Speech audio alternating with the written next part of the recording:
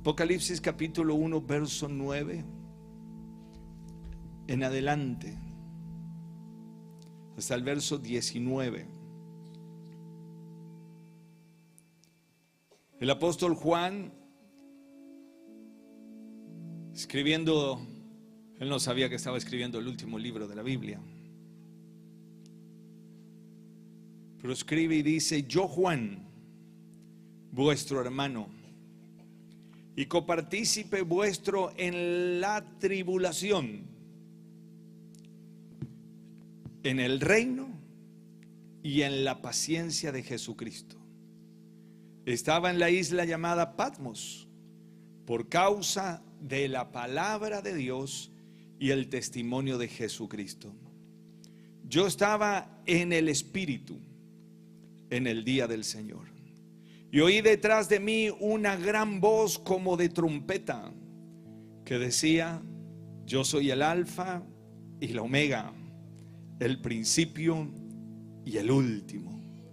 Escribe en un libro lo que ves y envíalo a las 7 iglesias que están en Asia: a Éfeso, Esmirna, Pérgamo, Tiatira, Sardis, Filadelfia y Laodicea.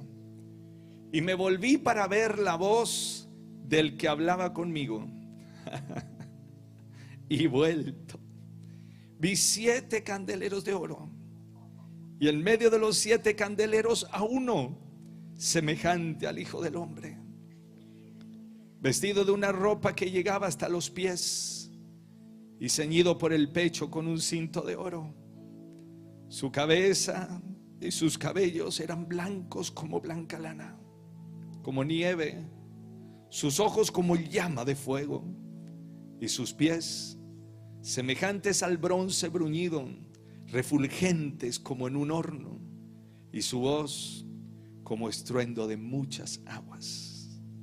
Tenía en su diestra 7 estrellas, y de su boca salía una espada aguda de 2 filos, y su rostro como el sol cuando resplandece en su fuerza. Cuando le vi, caí como muerto a sus pies.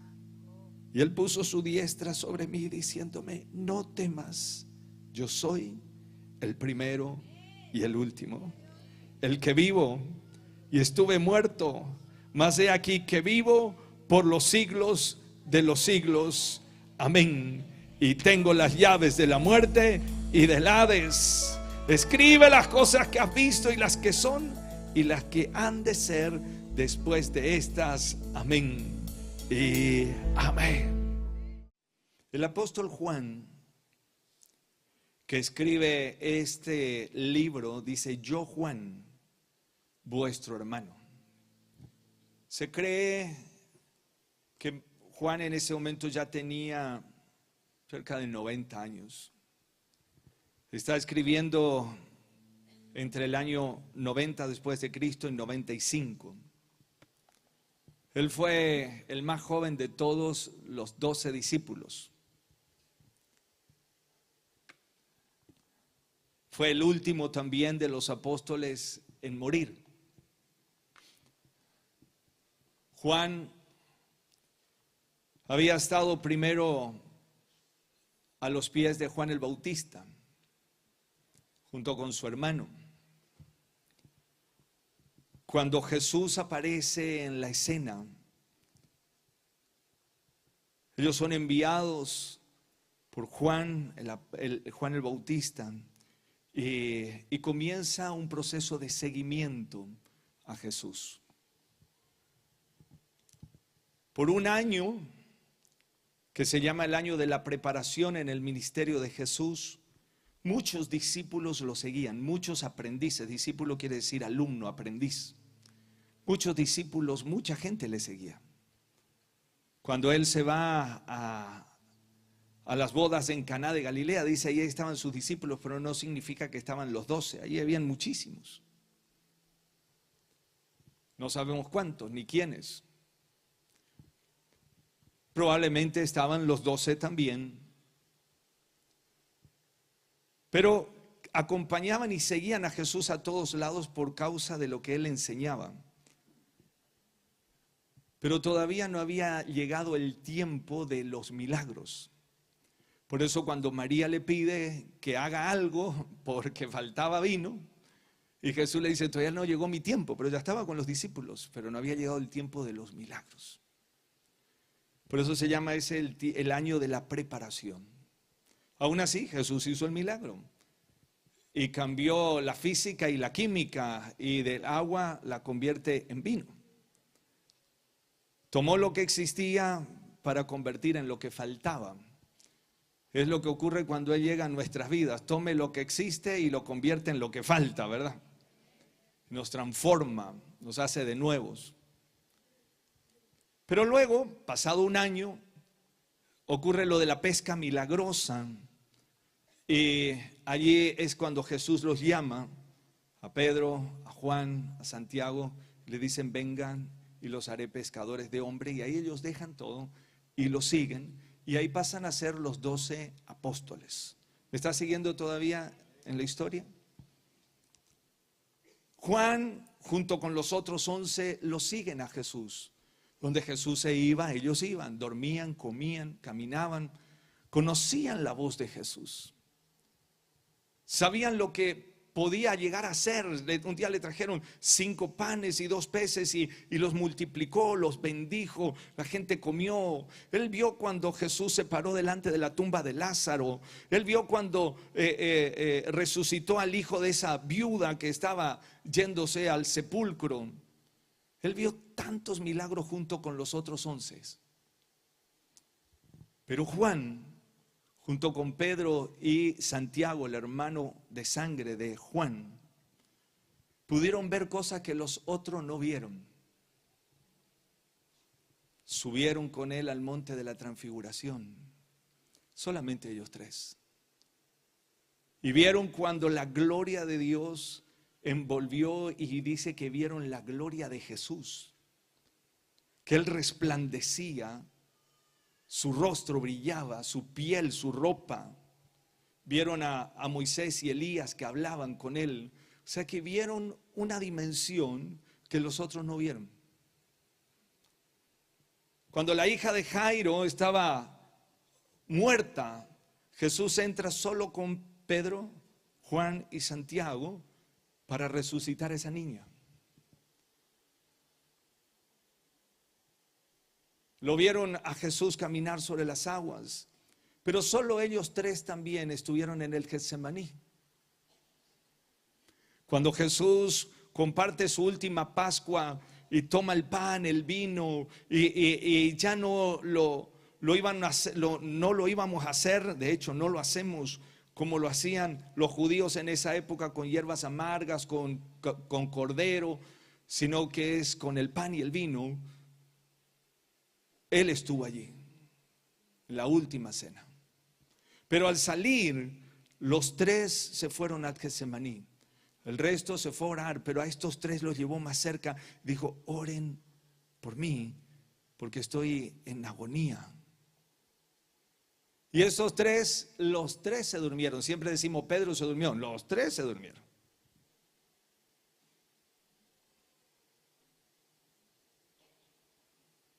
Aún así, Juan lo siguió. Todos le dejaron, en un momento todos le dejaron, aún Juan. Pero después, cuando a medianoche ya estaba Jesús en el patio del sumo sacerdote, el Evangelio de Juan dice que Juan era conocido por los seguidores y el clan y la que estaba en la portería, y a él lo dejan entrar. Y Juan entra con Pedro. Ahí es donde Pedro lo niega. Y Juan se queda. Aunque al final, después, en un momento, también lo acusan a Juan, y Juan sale y deja su ropa desnudo. Dice que sale corriendo. No dice que lo negó de palabras, pero sí se escapó.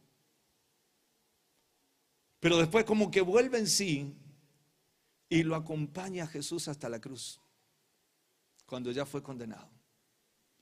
Fue el único de los discípulos que estuvo a los pies de la cruz. El único. Se quedó hasta el final, que Jesús le dice, he aquí a tu madre. Y a la madre le dice, he aquí a tu hijo. Ahora los uní para que cuides de ella.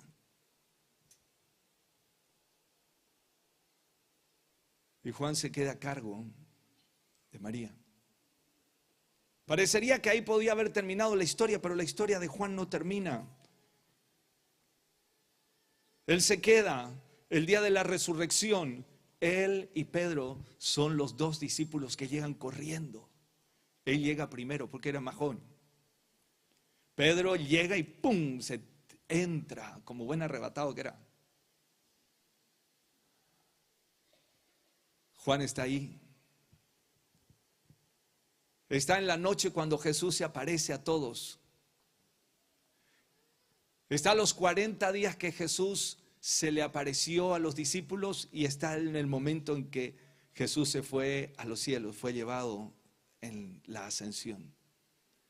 Y Jesús le dice, quédense en Jerusalén, y él se queda 10 días más hasta Pentecostés. Ya era un joven porque los israelitas consideraban joven hasta menos de 40 años. Así que ya era un joven, 30 tal vez, no sabemos la edad justa.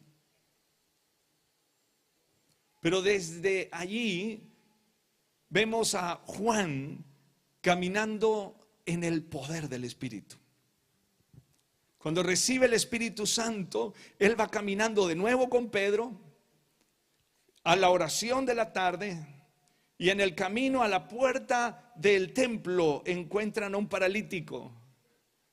¿Recuerdan ese pasaje? El paralítico le pide monedas y Pedro le dice, no tengo lo que estás esperando en tu dimensión, tengo algo que es lo que en verdad necesitas, y lo que tengo te doy. En el nombre de Jesús, levántate y anda. Y el paralítico se levantó. Los dos de nuevo estaban allí. Los dos entran al templo. A los dos los terminan ahí alabando y dicen, no, ¿por qué no miran como que nosotros lo hicimos? Nosotros no lo hicimos, Jesús lo hizo, y terminan presos. Terminan lastimados. Y después le dicen, ni se les ocurra volver a predicar. Y ellos dicen, juzguen. ¿Qué es lo que hay que hacer? ¿Si obedecer a los hombres o obedecer a Dios? Y siguieron predicando. ¿Por qué te hice la historia, un poquito de la historia de Juan? Sería bueno que lo leas y que lo estudies. Porque la historia de Juan continúa.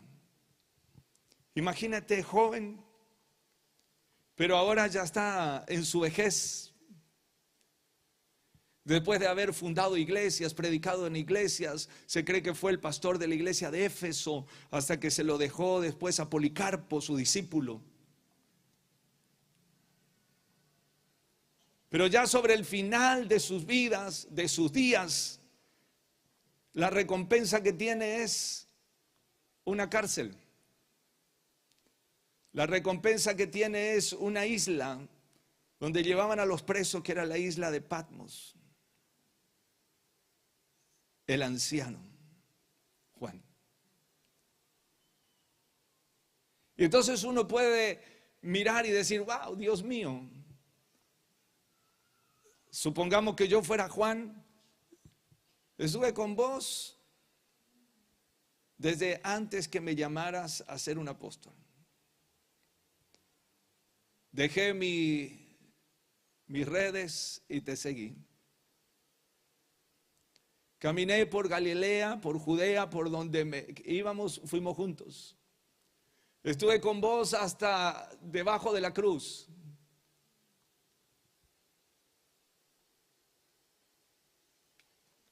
En tu nombre estuve en la cárcel por hacer milagros y hablar de ti, no avergonzarme, me pegaron. Y ahora de recompensa esta batalla. Podría haber pensado así, pero él no pensó así. Entonces él dice, yo Juan, vuestro hermano. Podría haber dicho acá el sumo, recontra, mega, hiper, discípulo, apóstol. Él dice, vuestro hermano. ¿A quién le está escribiendo esa carta? A mí. Olvídate que Juan vivió hace 2000 años. Porque en el espíritu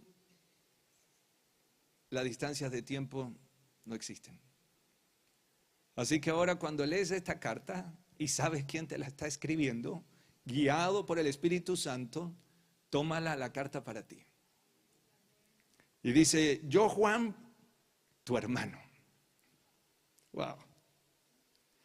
Copartícipe vuestro. ¿Qué quiere decir copartícipe? Que participa junto con. O sea, co es el que está al lado tuyo. Dice, el que participa contigo en la tribulación. ¿Alguno de ustedes está pasando alguna tribulación hoy? Por causa del Señor. A veces pasamos tribulaciones por culpa nuestra, ¿no? Porque nos metemos en cada lío sin que Dios nos mande. Nos metemos en cada cuenta y hacemos cada cosa, bueno, y nos arreglamos. Ahí no tiene que ver, ahí Él no se mete copartícipe tuyo en tu lío, no. Pero por la causa del Señor, los demonios se levantan. Porque decidiste vivir en santidad, decidiste dejar el pecado, decidiste vivir una vida íntegra, decidiste hablar verdad y ya no mentira, decidiste ser fiel en tu matrimonio, decidiste limpiarte de tantas cosas. ¿Cuánto hemos tomado esa decisión? Y por causa del Señor se han levantado los demonios. Por causa de seguir y ser fiel al Señor, ahora que se pinchó la goma de acá, que casi un accidente, que no sé qué, que parece que me quieren despedir, que no sé qué. Y miras los problemas con ojos naturales. Dices, ¿qué problema? No. Comienza a ver que hay un ataque espiritual porque tomaste una decisión correcta de caminar con el Señor Jesucristo. Dice, copartícipe vuestro en la tribulación. O sea que no significa que porque eres un hombre muy sacrificado, una mujer servicial, que sirves al Señor, no va a haber tribulación. Si te han predicado un evangelio de que después de que aceptas a Cristo se terminaron los problemas, te predicaron el mensaje equivocado. Los problemas van a estar, Jesús dijo, los problemas van a estar. La diferencia que tenemos es que ahora no solo tenemos el problema, sino que también tenemos la solución. Antes teníamos el problema, pero sin la respuesta. Ahí es cuando el problema es un problema. Pero cuando el problema conoces la respuesta, el problema deja de ser una aflicción. La tribulación llega y nos llega a todos.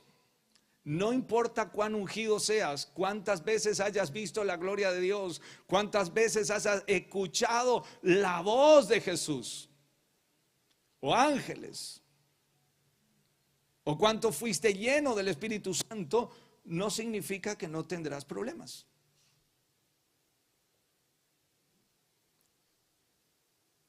Pero tienes la solución. Romanos 5:3 dice, también nos alegramos al enfrentar las tribulaciones. ¿O Pablo era loco? ¿Que se alegraba cuando venían las pruebas y los problemas? ¿Era masoquista? ¿O había entendido algo que nosotros no entendemos? ¿Cómo puede alegrarse al enfrentar las pruebas y las tribulaciones? ¿Cómo estás, hermano? Bendecido, tengo una prueba, wow, glorioso.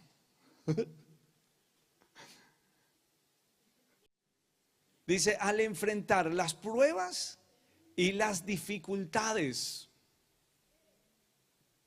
¿Alguien está con alguna dificultad? ¿Quién tiene alguna dificultad? La prueba está terrible, pero ahora sí viene la media. ¿Alguna dificultad? Algo difícil nada más. ¿Algo difícil? Son pocos los que tienen algo difícil. Qué bueno. ¿Puedo compartirle algo de lo mío? Si llevamos juntos la carga. Y dice, nos alegramos al enfrentar las pruebas y las dificultades. Ahora, ¿por qué logra alegrarse? Y acá está el por qué él puede alegrarse. Porque sabemos, o sea, él sabía algo, que nosotros si no lo sabemos en la prueba y la dificultad, no nos podemos alegrar. ¿Me sigue? Hace unos años atrás tuve unos problemas de varices y eran muy dolorosas las varices. Entonces fui a uno de los profesionales aquí de la iglesia y me hizo un tratamiento en la pierna y me pinchó las varices y me hizo no sé qué cosas ahí y me dolió, me puso unas vendas. Y yo conociendo que esta profesional de la salud se dedica a hacer estética. Y entonces me compartía que obviamente la mayoría de todos sus clientes son mujeres y entonces esta doctora les atiende y les pincha. Y yo le pregunté y le digo, ¿y vienen a sufrir esto?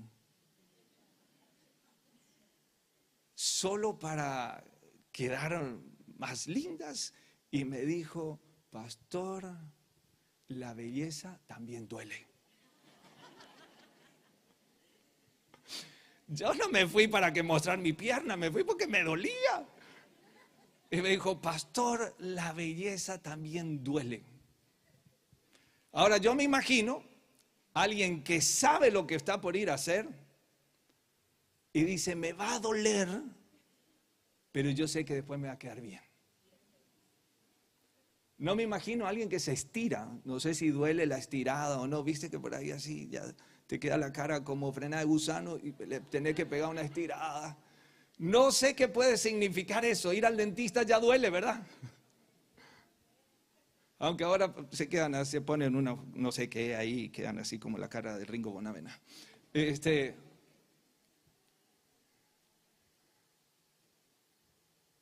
Pero saben que le va a doler. ¿Le duele pagar? ¿Le duele el físico? Pero hay algo que supera ese dolor. Es el propósito por el que sufres. Es el propósito por el que pasas eso. En ese caso, la belleza, pongámosle así. Pero es el propósito por el que sabes que te va a doler, pero estás dispuesto a pasar. Esto es lo que Pablo está diciendo. Alégrense por ese sufrimiento, alégrense por esa prueba, alégrense por esa dificultad, porque sabemos algo que el resto no sabe. Es que no me voy a parar delante del espejo y, ay, pobrecito de mí, yo que me porté tan bien el otro día que hice tal cosa, le ayudé justo a una abuelita a cruzar la calle y mira ahora lo que me pasa. No, ya no es que me vuelvo una víctima. Es que sé que después de este sufrimiento pasa algo. Y es que la capacidad de resistencia crece. El que ha sufrido mucho en la vida, hay niños que desde que nacieron le están ahí poniendo agujitas acá y pinche de allá y no sé qué. La mayoría de esos chicos se vuelven fuertes en el sufrimiento. O se destruyen o se fortalecen. Aquellos que han tenido que trabajar desde chicos para enfrentar la vida, algunos han tenido que ayudar a mantener la casa, a cuidar el hogar. se vuelven fuertes. Aún en la vida secular. No necesitas ser cristiano para volverte fuerte después de un sufrimiento si es que lo pasas. Y se entrenan. Y vas a ver que después no se derrumba por cualquier cosa. Nos pasa a nosotros como argentinos. Nosotros nos sobrellevamos a las crisis económicas. Estamos acostumbrados, ojalá se termine esto. Pero en otros países dicen, ¿cómo lo hacen? Por eso cuando un argentino, hablando de Estados Unidos, por ejemplo, se van a Estados Unidos, ellos enseguida salen adelante si son trabajadores. Porque los otros tiran el televisor, la pava eléctrica y eso porque no anduvo, ya lo cambian por otro. Y va el argentino ahí, le cambia, era acá el enchufe, lo arregla y lo vende. Lo ata con alambre, pero lo resuelve. Tengo un amigo mío con el que estudiamos juntos, nos recibimos juntos. Y él se fue en la época en que no necesitaban visa, se fue a Estados Unidos y bueno, allá se puso a trabajar. Él le ha ido bien en esa área. Y nos encontramos hace un tiempo, estábamos hablando y él me dijo, ¿vos sabés qué estás haciendo? Y me dijo, no, estoy dirigiendo la construcción de 3 puentes.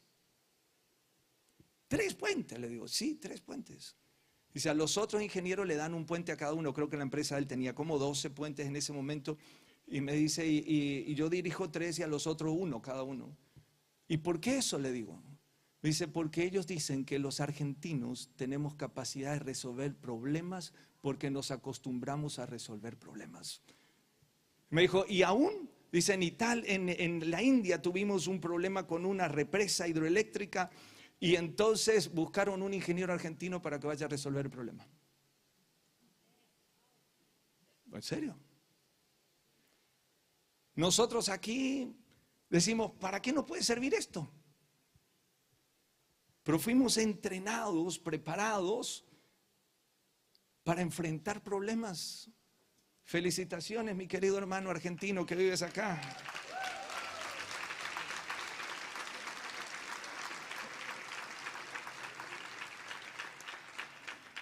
Pero Pablo lo ve más allá.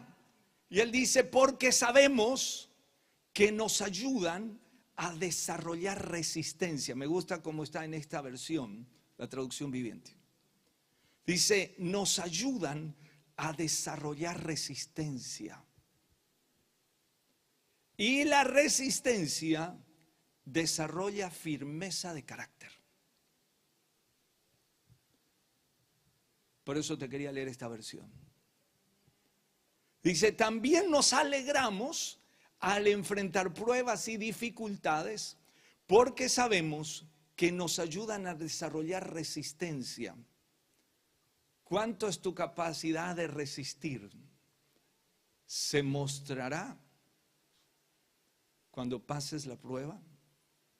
Y si la prueba no la pasas y estás patinando en ella y Dios te está dando un recuperatorio hace mucho tiempo, dice, no sé por qué paso esta prueba tanto tiempo, porque Dios te está dando un recuperatorio. Te manda a marzo y a junio y a marzo y a junio de nuevo. ¿Para qué? Hasta que agarres resistencia. Y le pueda decir al diablo, mira diablo, no me vas a volver a hacer quejar por esta prueba.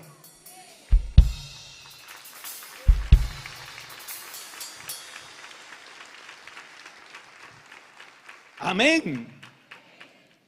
No vas a lograr que me vuelva a entristecer cuando venga esta prueba, porque aprendí a alegrarme, porque hay un propósito mayor después de esta dificultad.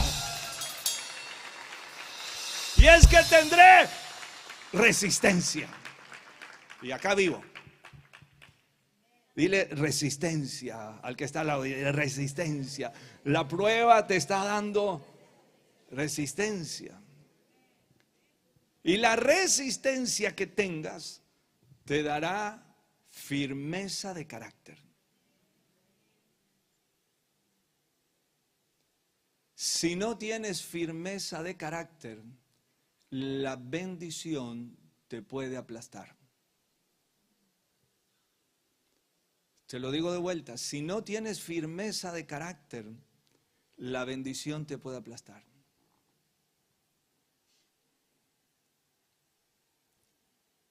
¿Quieres la bendición? Pero si no tienes firmeza de carácter, cuando venga la esposa, el hijo, la prosperidad económica, la graduación, la salud, lo que estés esperando como bendición, pero no estás firme en tu carácter en Cristo, esa bendición te puede alejar de Cristo. Y por causa de las finanzas que ahora recibiste y que antes no tenías, dejas de servir a Dios, dejas de congregarte. Primero, el proceso de primero va dejando de servir, después va dejando de congregarse y después se aleja y vuelve al pecado. Y si le sorprende la muerte en ese caminar, esa bendición lo llevó al infierno. ¿Me sigue? Que se quiero casar porque no me quiero andar quemando. ¿Tienes firmeza de carácter para luego caminar en el matrimonio? Aunque se aprende, nadie nació aprendiendo a vivir en un matrimonio, aprenderás ahí en la escuela juntos. Pero ¿tienes la firmeza de carácter para temer al Señor sobre todas las cosas? Porque si de novio no puedes contener las manos, de casado no podrás contener las palabras.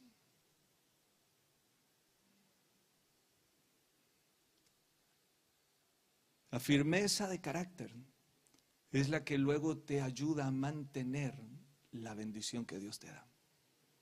Y si quieres unción, Señor, quiero tu unción, quiero que me uses. La unción demanda carácter. Porque si no, cuando vengan las dificultades y las pruebas que van a llegar y los ataques del diablo que van a venir, pero no tienes firmeza de carácter, te tumbarán. Por eso la meta para servir al Señor nunca puede ser el título. Es que ahora cuando yo sirva al Señor me van a ascender y voy a ser líder de no sé qué, y después me van a ascender y voy a ser arzobispo, y después voy a ser el sumo pontífice. No puede ser. Cuando servimos al Señor, la pasión que nos tiene que llevar a servir es el amor. Porque el amor todo lo soporta. Si es que amamos a Dios, vamos a poder pasar estas dificultades, como decía Juan. Copartícipe de ustedes. Pero fíjense lo que pasó con él. Dice, y esta firmeza de carácter fortalece nuestra esperanza segura de salvación. Cuando estás firme en el carácter, en esa relación con Dios, los demonios pueden venir una y otra vez a volver a acusarte, a volver a condenarte, a querer tentarte, a querer apartarte, pero estarás seguro en la salvación que estás esperando. Y esta esperanza no acabará en desilusión, pues sabemos con cuánta ternura nos ama Dios, porque nos ha dado el Espíritu Santo para llenar nuestros corazones con su amor. Dale un fuerte aplauso a su palabra.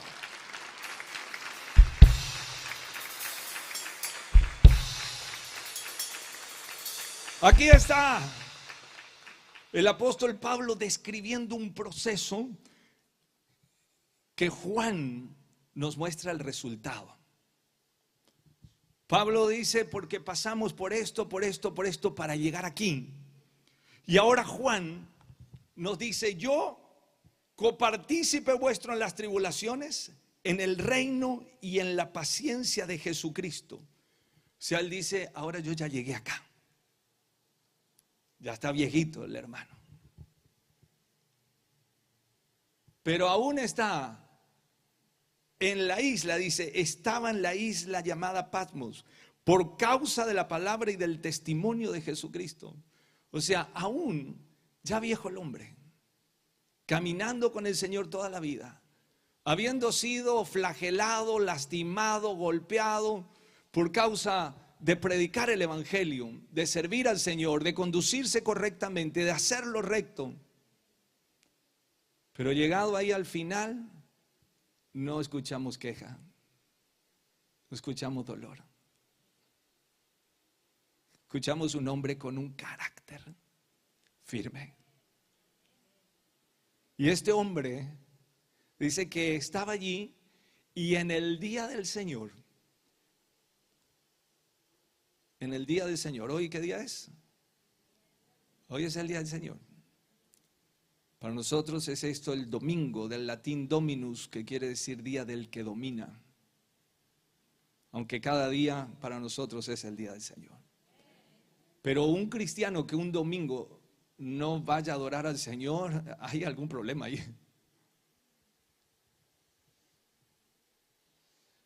Pablo, estaba acá Juan y dice, yo estaba en el Espíritu en el día del Señor. Y oí detrás de mí una gran voz como de trompeta. Ahora usted imagínese, él estaba en el Espíritu. Quiere decir que no sé qué estaba haciendo, pero estaba conectado en el Espíritu. No sé si estaba de rodillas, caminando, levantando las manos, no sé qué estaba haciendo, pero sí estaba en el Espíritu. Nosotros estamos acercándonos, dentro de 2 semanas vamos a celebrar Pentecostés. Celebrar que el Espíritu Santo vino a nosotros y hoy vive con nosotros y vive en nosotros. Y por causa del Espíritu Santo es que podemos estar en el Espíritu. En Él. Y dice que cuando Él estaba ahí, oí detrás de mí una gran voz como de trompeta que decía, yo soy el Alfa y la Omega, el primero y el último. Escribe en un libro lo que ves y envíalo a las 7 iglesias, y ahí muestra todo lo que después lo lees en el capítulo 2. Y me volví para ver la voz del que hablaba conmigo, y vuelto vi 7 candeleros de oro. Y en medio de los 7 candeleros a uno semejante al Hijo del Hombre. ¿Quién es el Hijo del Hombre? ¿Quién es el Hijo del Hombre? Jesús. Él decía el Hijo del Hombre, hablando de Él. Así que ¿a quién Él lo vio? Allí. ¿A quién lo vio? A Jesús. ¿Él lo había visto antes a Jesús o no? Sí, ¿cuándo?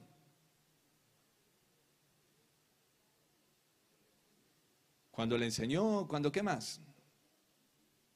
Cuando caminó, ¿qué más?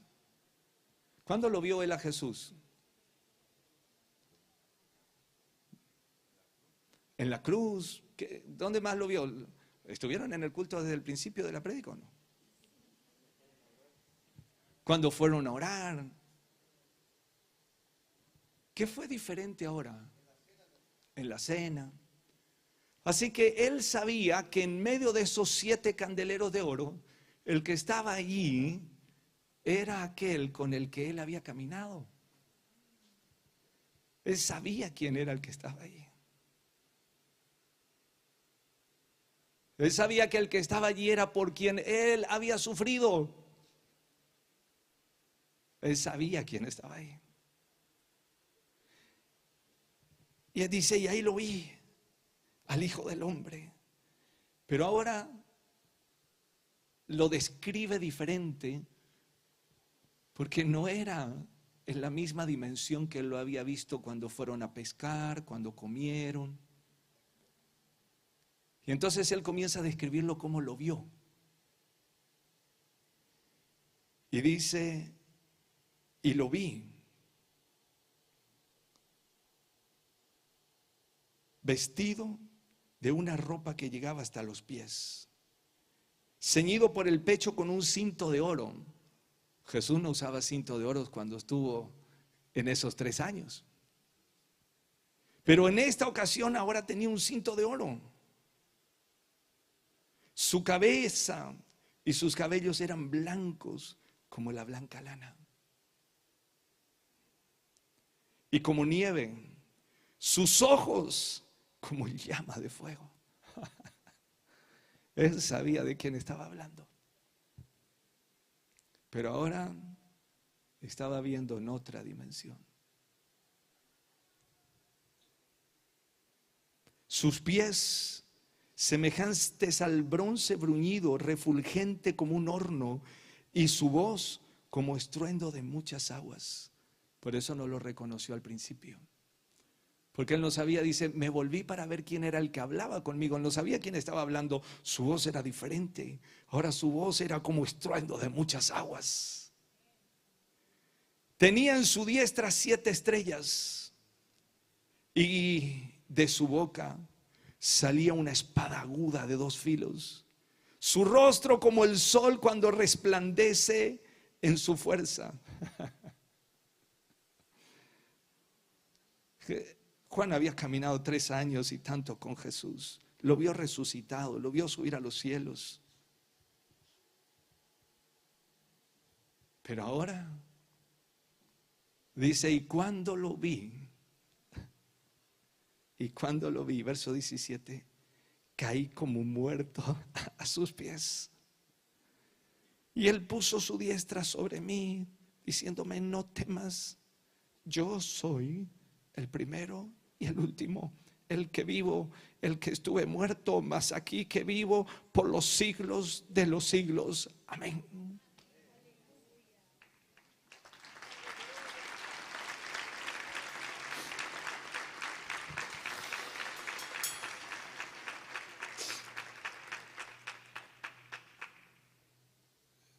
Era el mismo Jesús que caminó con él,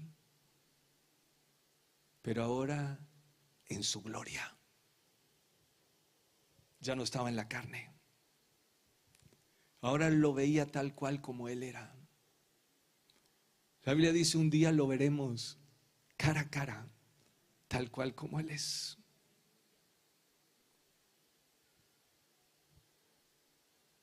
Pero entendiendo de que pasó un proceso, y en ese proceso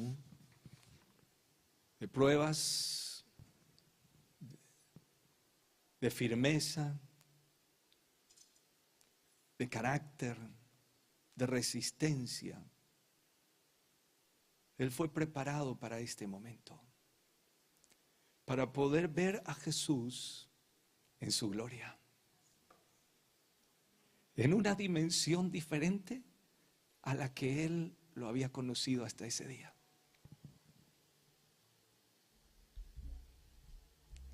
Iglesia amada del Señor,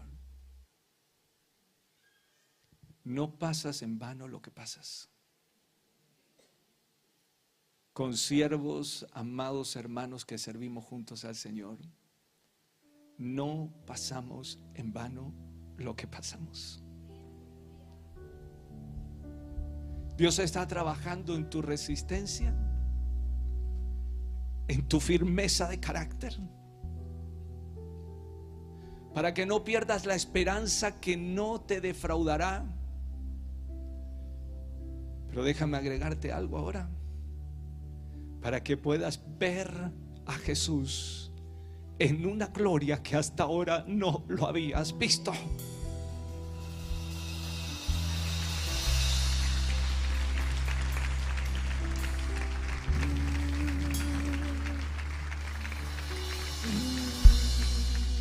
No estamos jugando al evangelio. No jugamos a la religión. No podríamos enfrentar el mundo espiritual ni a los demonios si solamente estuviéramos haciendo un show o un entretenimiento. Estamos en una dimensión, caminando con el invisible que me ve, caminando con aquel que se hace visible cuando estás en el horno de fuego, el cuarto hombre. No tenemos una esperanza de palabras. Tenemos un Dios real que prometió que estará con nosotros todos los días y hasta el fin.